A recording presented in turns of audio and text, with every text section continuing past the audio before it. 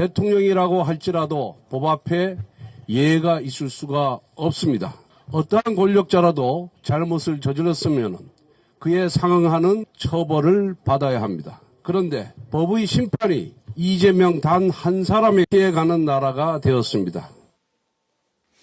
대통령도 법 앞에 예외여서는 안 된다. 맞는 말인데 불과 몇 달 전만 해도 다른 말을 하지 않았습니까? 자, 그렇습니다. 자, 권성동 원내대표 오늘 발언 다시 한번 좀 보시면요. 대통령도 법 앞에 예외가 될 수 없다. 어떠한 권력자라도 잘못을 저지르면 그에 상응하는 처벌을 받아야 된다.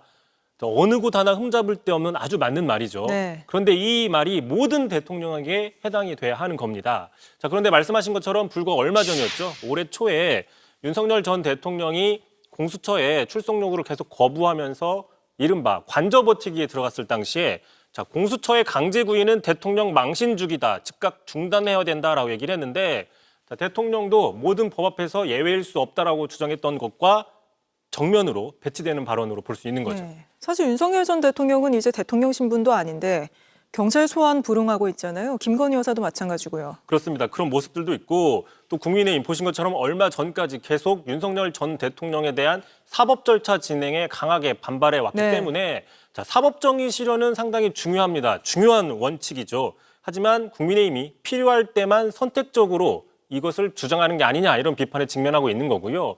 자, 비슷한 사례 또 있습니다. 자, 오늘 이 자리에 나경원 의원, 자, 옆에 권성동, 추경호 의원 사이에서 맨 앞줄에서 시위를 했는데 재판 연기 헌법 파괴라는 플래카드를 들고 시위를 했습니다. 네. 자, 이재명 대통령 재판 연기된 것은 헌법을 파괴하는 것이다라는 주장인데 하지만 본인이 관련된 국회 패스트트랙 사건 지난 2020년 재판에 넘겨졌지만 지금 6년 넘게 1심 아직 1심도 안 끝났군요. 1심이 진행 중으로 알려져 있죠. 그러다 보니까 지난 대선 전에 당시 야당이었던 민주당에서는 국민의힘이 재판 지연 비판할 자격이 있느냐 이렇게 반문한 적도 있었습니다. 네, 그래서 제목에 부메랑이 있는 거군요. 그렇습니다. 또 국민의힘 지지자들 사이에서도 그러다 보니까 좋은 소리가 나오지 않았습니다. 집회를 마치고 해산할 때 특히 윤석열 전 대통령을 지지하는 일부 강성 지지자들 사이에서 항의가 나왔는데 어떤 내용인지 들어보시죠. 감사합니다. 이어서